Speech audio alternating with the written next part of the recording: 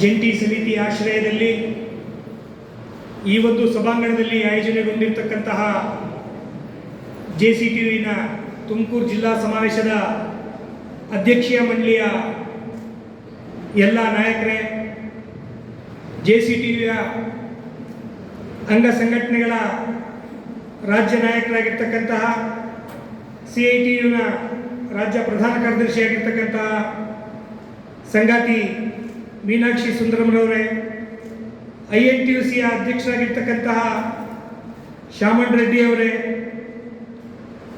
ಹಾಗೆ AIUTUCಯ ರಾಜ್ಯ ನಾಯಕರಾಗಿರ್ತಕ್ಕಂತಹ D ನಾಗಲಕ್ಷ್ಮಿ ಅವರೇ, ವೇದಿಕೆ ಮೇಲಿರ್ತಕ್ಕಂತಹ ಎಲ್ಲ ಸಂಗಾತಿಗಳೇ, ನನ್ನ ಅಭಿಮುಖದಲ್ಲಿರ್ತಕ್ಕಂತಹ ಎಲ್ಲ ಹೋರಾಟದ ದುಡಿಯುವ ವರ್ಗದ ಬಂಧುಗಳೇ, ಇವತ್ತು ಒಂದು ಸಂದಿಗ್ಧತೆಯಲ್ಲಿ ನಾವು ಈ ಸಮಾವೇಶಗಳನ್ನು ಇವತ್ತು ಮಾಡ್ತಾ ಇದ್ದೀವಿ. ಒಂದು ಕಡೆ ಭಯೋತ್ಪಾದಕರ ಕರಾಳ ಕೃತ್ಯಗಳು ಭಾರತೀಯ ಮನಸ್ಸುಗಳನ್ನು ಕೆಣಕಿದ್ರೆ, ಇನ್ನೊಂದು ಕಡೆ ನಮ್ಮ ಆಳ್ತಾ ಇರ್ತಕ್ಕಂತಹ ಸರ್ಕಾರದ ಧೋರಣೆಗಳು ನಮ್ಮ ಬದುಕನ್ನ ಇವತ್ತು ನುಚ್ಚು ನೂರು ಮಾಡ್ತಾ ಇದೆ. ಇಂತಹ ಸಂದಿಗ್ಧತೆಯಲ್ಲಿ ಬಲಿಪಶು ಅಂತ ಇರ್ತಕ್ಕಂಥದ್ದು ಈ ದೇಶದ ದುಡಿಯುವ ವರ್ಗ ಆಗಿರ್ತಕ್ಕಂತಹ ರೈತರು, ಕಾರ್ಮಿಕರು, ವಿದ್ಯಾರ್ಥಿ ಯುವಜನರು, ಮಹಿಳೆಯರು ಬಲಿಯಾಗ್ತಾ ಇದ್ದಾರೆ.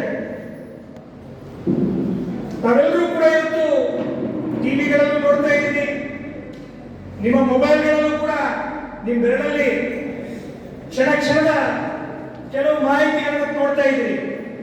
ಏನೋ ಯುದ್ಧ ಆಗ್ತಾ ಇದೆ, ಭಯೋತ್ಪಾದಕರು ಅಟ್ಟಹಾಸ ನಡೆದೋಗಿದ್ದಾರೆ ಅಂತ ಹೇಳಿ. ಖಂಡಿತವಾಗ್ಲೂ ಕೂಡ ಭಾರತದ ಅಸ್ಮಿತೆಗೆ ನೋವುಂಟು ಮಾಡ್ತಕ್ಕಂಥ ಆಘಾತಕಾರಿ ಘಟನೆಗಳು ಇತ್ತೀಚಿನ ಕೆಲವು ದಿನಗಳಲ್ಲಿ ಇವತ್ತು ನಡೆದಿದ್ದಾರೆ. ಏನ್ ಪೆಹಲ್ಗಾಮ್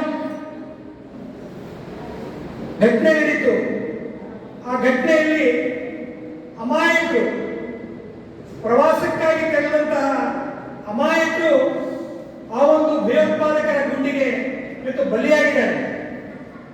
ನಾನಾದರೂ ಕೂಡ ಈ ಸಮಾವೇಶದಲ್ಲಿ ಅವರಿಗೆ ಭಾವಪೂರ್ಣವಾಗಿರ್ತಕ್ಕಂತಹ ನಮನವನ್ನ ಸಲ್ಲಿಸಬೇಕಾಗಿರ್ತಕ್ಕಂಥದ್ದು ನನ್ನ ಕರ್ತವ್ಯ ಅಂತ ಪರಿಭಾವಿಸ್ತೀನಿ.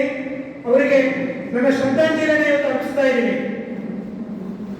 ಅದೇ ಸಂದರ್ಭದಲ್ಲಿ ಇವತ್ತೇನಿಲ್ಲಿ JCTUವಿನ ಅಂಗಭಾಗಗಳಾಗಿರ್ತಕ್ಕಂಥ ಕಾರ್ಮಿಕ ಸಂಘಟನೆಗಳು ಚಾರಿತ್ರಿಕವಾಗಿ ಯಾವತ್ತೂ ಕೂಡ ಭಯೋತ್ಪಾದನೆ ಆಗಲಿ, ಮತಾಂಧತೆ ಆಗಲಿ, ಕೋಮುವಾದವನ್ನಾಗಲಿ ಯಾವತ್ತೂ ಕೂಡ ಬೆಂಬಲಿಸಲಿಲ್ಲ, ಯಾವತ್ತೂ ಕೂಡ ಬೆಳೀಲಿಕ್ಕೆ ಅವಕಾಶ ಮಾಡಿಕೊಟ್ಟಿಲ್ಲ.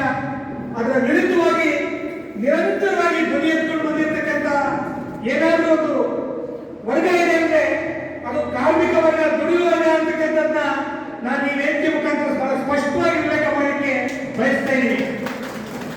ಯಾವತ್ತೂ ಕೂಡ ಕಾರ್ಮಿಕ ವರ್ಗ ಶಾಂತಿ, ಸೌಹಾರ್ದತೆಯನ್ನು ಬಯಸುತ್ತೆ, ಕೋಮು ಸಾಮರಸ್ಯವನ್ನು ಬಯಸುತ್ತೆ, ಜೊತೆಯಲ್ಲಿ ರಾಷ್ಟ್ರೀಯ ಭ್ರಾತೃತ್ವ ಮತ್ತು ಐಕ್ಯತೆಯನ್ನು ಪ್ರತಿಪಾದಿಸುವಲ್ಲಿ ಬಹುಶಃ ಕಾರ್ಮಿಕ ವರ್ಗ ಅತ್ಯಂತ ಪ್ರಾಮಾಣಿಕವಾಗಿದೆ ಅಂತಕ್ಕಂಥದ್ದು ಕೂಡ ನಾನು ಈ ಸಂದರ್ಭದಲ್ಲಿ ಸ್ಪಷ್ಟಪಡಲಿಕ್ಕೆ ಬಯಸ್ತಾ ಇದ್ದೀನಿ.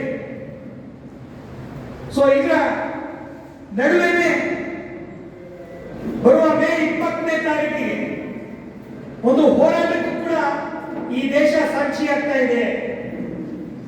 ಬಹಳಷ್ಟು ಕಡೆ ಚರ್ಚೆ ಈಗಾಗಲೇ ನಿನ್ನೆ ಬಂದಿಂದ ಆರಂಭವಾಗಿದೆ.